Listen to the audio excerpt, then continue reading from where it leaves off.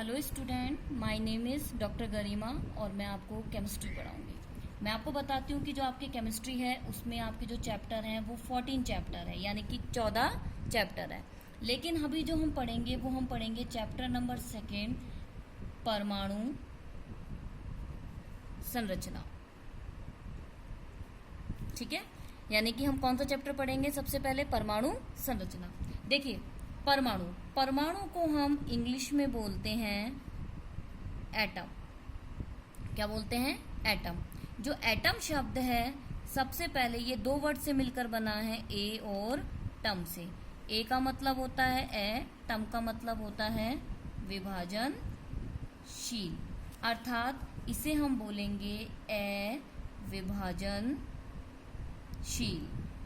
अविभाजनशील का मतलब होता है जिसे हम आगे तोड़ नहीं सकते, यानी कि वो छोटे से छोटा कण जिसे आगे तोड़ा नहीं जा सकता, उसे किस नाम से जाना जाता है?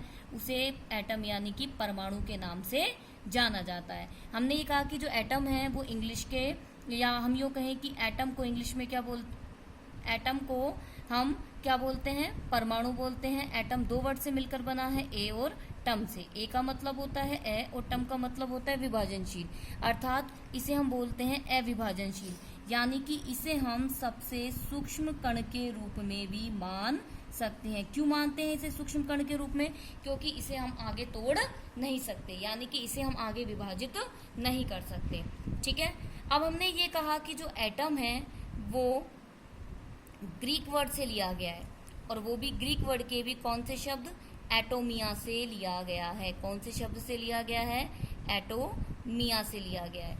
इसका जो अर्थ होता है वो होता है अविभाज्य या अविभाजनशील, यानी कि जिसे हम आगे विभाजित नहीं कर सकते, यानी कि जिसे हम आगे विभाजित नहीं कर सकते, यानी कि यह सबसे सूक्ष्म कण के रूप में गिना जाता है। अब हम ये कह रहे हैं कि हमने स्टार्टिंग से यही बात कही है कि जो परमाणु है उसको हम इंग्लिश में क्या कहते हैं?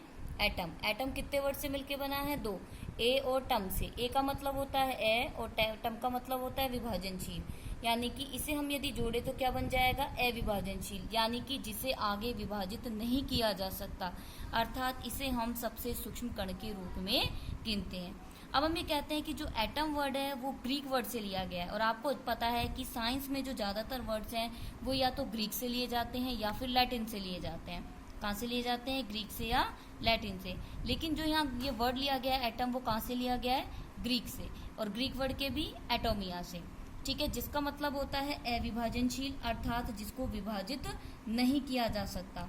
अब जो ये आपका जो शब्द है एटम यानी कि परमाणु, जो ये परमाणु शब्द दिया गया था वो सबसे पहले सर जॉन डाल्टन ने दिया था। अगर आपसे कोई पूछे कि परमाणु नाम किसने दिया है तो आप क्या बताएंगे? कि परमाणु नाम सर जॉन डाल्टन ने दिया है, और इस पदार्थ को सूक्ष्म रूप के बारे में सर जॉन डाल्टन ने ही बताया था। ठीक है, और उन्होंने अपना एक सिद्धांत दिया था जिसे हम डाल्टन का परमाणु सिद्धांत भी कहते हैं। तो हम अब पढ़ेंगे डाल्टन का परमाणु सिद्धांत। देखिए, ये बिल्कुल बेसिक चीजें हैं जो हमें पता होनी चाहिए। डायरेक्ट स्टार्ट करने से पहले हमें ये पता होना चाहिए कि परमाणु क्या है। जब हमारा टॉपिक परमाणु है तो हमें पहले पता होना चाहिए कि परमाणु क्या होता है, इसकी खोज किसने की, इसको नाम किसने दिया। तो हम ये कहेंगे कि जो परमाणु है उसका जो नाम दिया गया था वो सर जॉन डाल्टन के द्वारा दिया गया था, और सर जॉन डाल्टन के द्वारा एक सिद्धांत दिया गया था जिसे हम क्या कहते हैं? डाल्टन का परमाणु सिद्धांत, जिसे 1808 में दिया गया था। इसे कौन से सन में दिया गया था? 1808 में दिया गया था। सर जॉन डाल्टन ने अपने इस सिद्धांत में कुछ अवधारणाएं प्रस्तुत की थी। अवधारणा से मतलब होता है कि उन्होंने अपनी इस सिद्धांत में क्या क्या बातें कही, कि वो कैसे कहते हैं कि परमाणु अविभाज्य कण के रूप में माना जाता है। ठीक है, तो उन्होंने सबसे पहले ये कहा कि जो परमाणु है, या हम यूँ कहें कि सबसे पहले परमाणु नाम, इसका जो फर्स्ट पॉइंट है वो क्या कहता है कि जो परमाणु नाम है वो सबसे पहले किसने दिया था? डाल्टन ने दिया था। हमने ये कहा कि परमाणु नाम किसने दिया था? सर जॉन डाल्टन ने दिया था। ठीक है। और इन्होंने कहा कि जो परमाणु है वो अविभाज्य होता है। परमाणु को इन्होंने क्या बताया? अविभाज्य, यानी कि जिसे हम आगे विभाजित नहीं कर सकते, जिसे आगे विभाजित नहीं किया जा सकता। ठीक है। इन्होंने एक बात कही, यहाँ तक की बात हो गई कि सबसे पहले हमने कहा कि जो डाल्टन का परमाणु सिद्धांत है वो 1808 में दिया गया। इन्होंने अपने सिद्धांत को बताने के लिए कुछ अवधारणाएं दी। जैसे हम अपनी बात को प्रस्तुत करने के लिए क्या करते हैं, कुछ बातें बताते हैं, तभी तो हमारी बातें मानी जाती हैं। ऐसे ही क्या हुआ कि इन्होंने अपने सिद्धांत को देने के लिए कुछ अवधारणाएं दी, और इन अवधारणाओं में पहली अवधारणा थी कि सबसे पहले जो नाम दिया गया था परमाणु का वो किसने दिया था? डाल्टन ने दिया था। ठीक है, यानी कि इन्होंने अपने नाम के आधार पर ही, अपने नाम से ही इन्होंने क्या दिया? परमाणु का नाम दिया। ठीक है। इन्होंने फिर ये कहा कि जो परमाणु होता है वो अविभाज्य होता है। आपको मैं पहले ही बता चुकी हूँ कि अविभाज्य वो होता है जिसे हम आगे तोड़ नहीं सकते, यानी कि इसे हम सबसे सूक्ष्म कणों के रूप में मानते हैं। पहले की अवधारणा यही थी कि जो ये नाम है सूक्ष्म कण, या हम यूँ कहें कि ये जो परमाणु है वो अविभाज्य है या सूक्ष्म कण है। लेकिन मैं आपको एक बात बता दूं कि डाल्टन ने तो नाम 1808 में दिया था, लेकिन हमारे एक ऋषि होते थे महर्षि कणाद। आपने किसी ने नाम सुना होगा महर्षि कणाद का। तो महर्षि कणाद ने सबसे पहले जो नाम दिया था वो परम अणु का नाम दिया था। आप लोगों को बहुत अच्छे से पता है कि इंडिया में बहुत सारी खोजें पहले ही हो चुकी थी, लेकिन आपको पता है कि बस नाम किसी और का चल जाता है और हम इंडिया वाले क्या रहते हैं? पीछे रह जाते हैं। ठीक है, चलो हम अपनी बात पे आते हैं कि सबसे पहले परमाणु नाम डाल्टन ने दिया। फिर क्या बताया कि परमाणु अविभाज्य होता है, इसे आगे विभाजित नहीं किया जा सकता। अब इसने नेक्स्ट अपना ये कहा कि जो यदि इसने कहा कि यदि एक ही तत्व है तो एक ही तत्व से जो परमाणु बनेंगे, जो एक ही तत्व है उनसे जो परमाणु बनेंगे उनकी आकृति, आकार और उनके जो द्रव्यमान हैं वो सब कैसे पाए जाते हैं? समान पाए जाते हैं। हमने कहा कि एक ही तत्व से बने हुए परमाणु की आकृति, आकार, द्रव्यमान कैसे होंगे? समान होंगे। लेकिन साथ के साथ उन्होंने ये कहा कि यदि हम अलग अलग तत्व से मिलकर बनाएंगे, कि हमने क्या कहा? अलग अलग से बनाएंगे, तो इनकी आकृति, आकार और द्रव्यमान में क्या पाई जाएगी? भिन्नता पाई जाएगी। तो इस बात को दोबारा समझे कि हमने ये कहा कि एक ही तत्व से परमाणु की जो परमाणु बनेंगे उनकी आकृति कैसी होगी, आकार कैसा होगा? सब समान मिलेगा। लेकिन यदि हम अलग अलग से बनाएंगे, अलग अलग तत्व लेंगे, तो उनकी आकृति, आकार, द्रव्यमान सब में क्या पाई जाएगी? भिन्नता पाई जाएगी। ठीक है। इन्होंने फिर नेक्स्ट बात अपना नेक्स्ट अवधारणा में बताया कि जब हम दो या दो से अधिक परमाणुओं को मिलाते हैं, हमने कहा कि जब हम दो या दो से अधिक परमाणुओं को मिलाते हैं तो किसका निर्माण होता है? अणुओं का निर्माण होता है। यानी कि हम कह सकते हैं कि जब हम दो परमाणु मिलाएंगे इस तरीके से तो क्या बनेगा?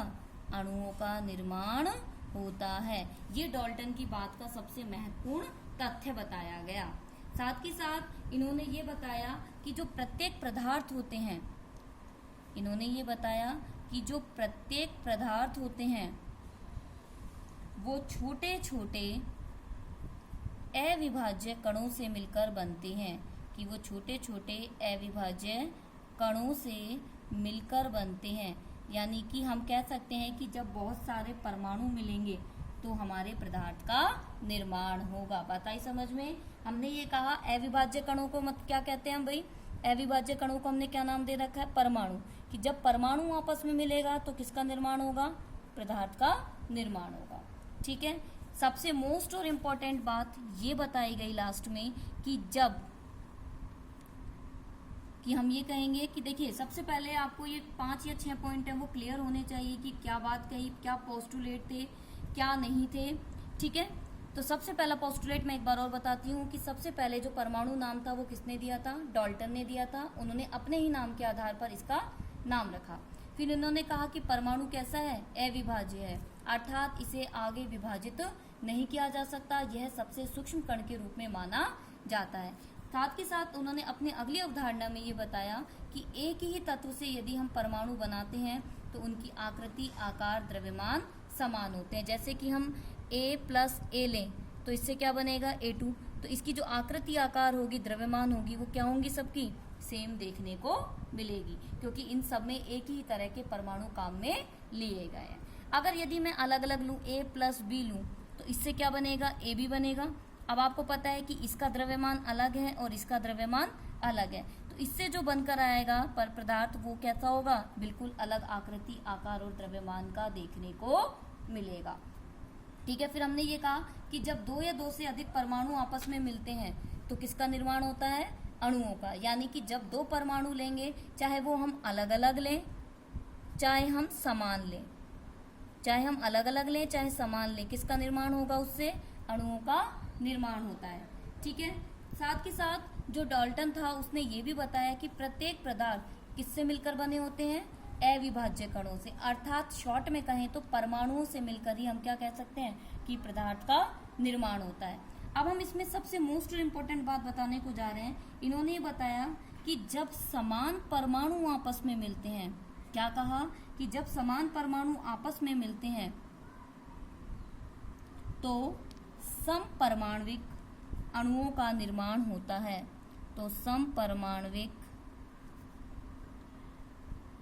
अणुओं का निर्माण होगा।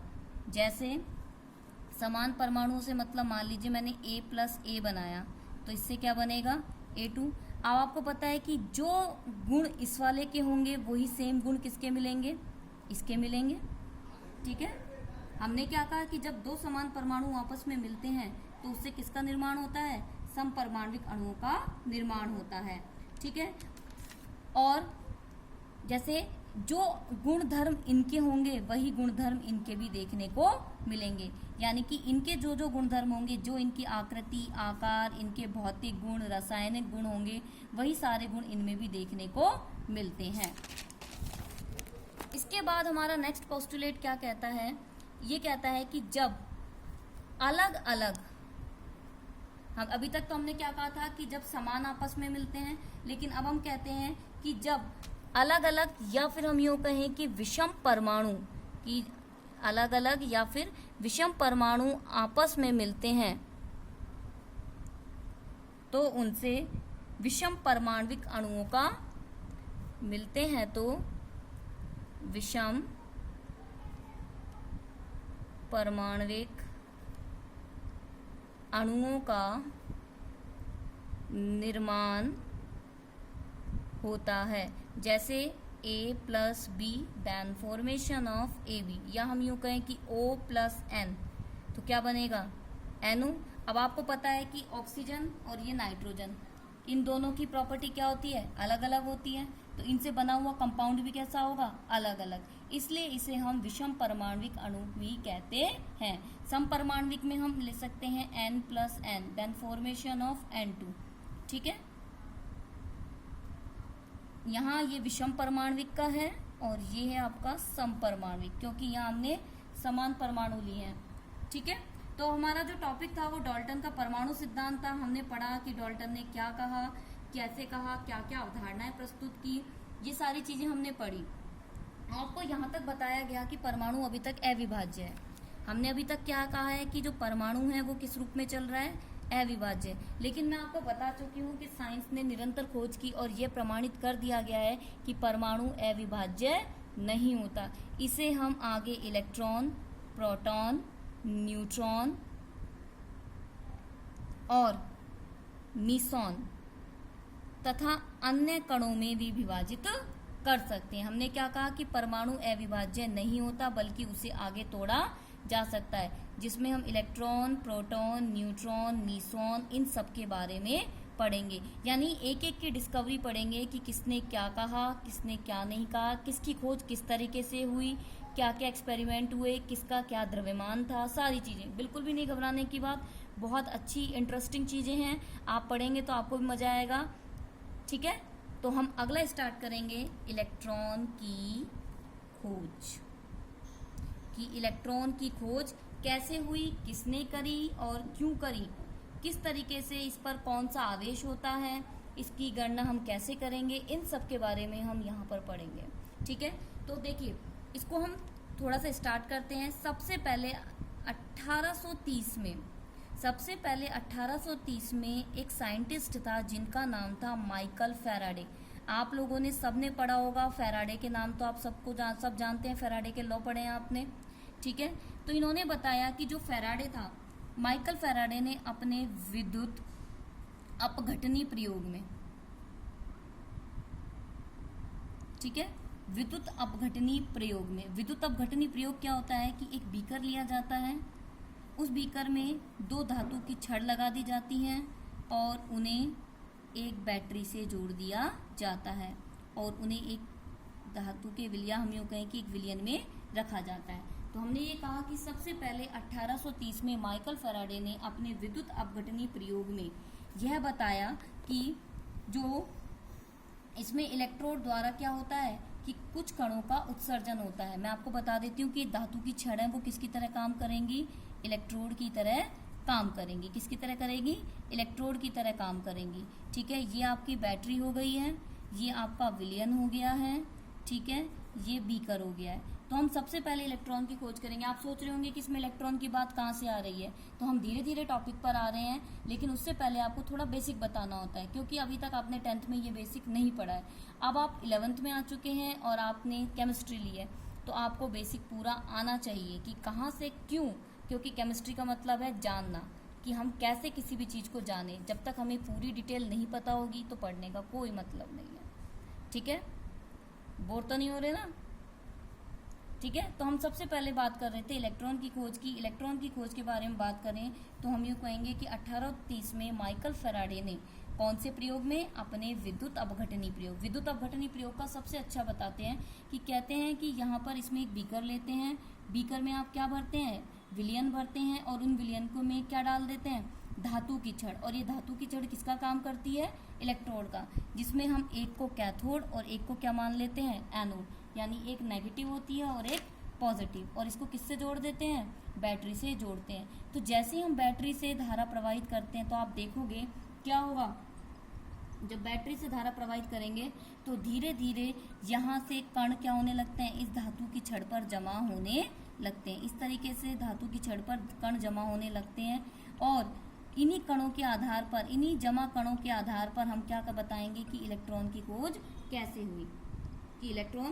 कैसे डिस्कवर हुआ, किसने इसको डिस्कवर किया, कैसे ये बना, इस पर क्या आवेश आया, इसकी गणना कैसे की जाएगी, ये सारी बातें हम इस आगे वीडियो में पढ़ेंगे।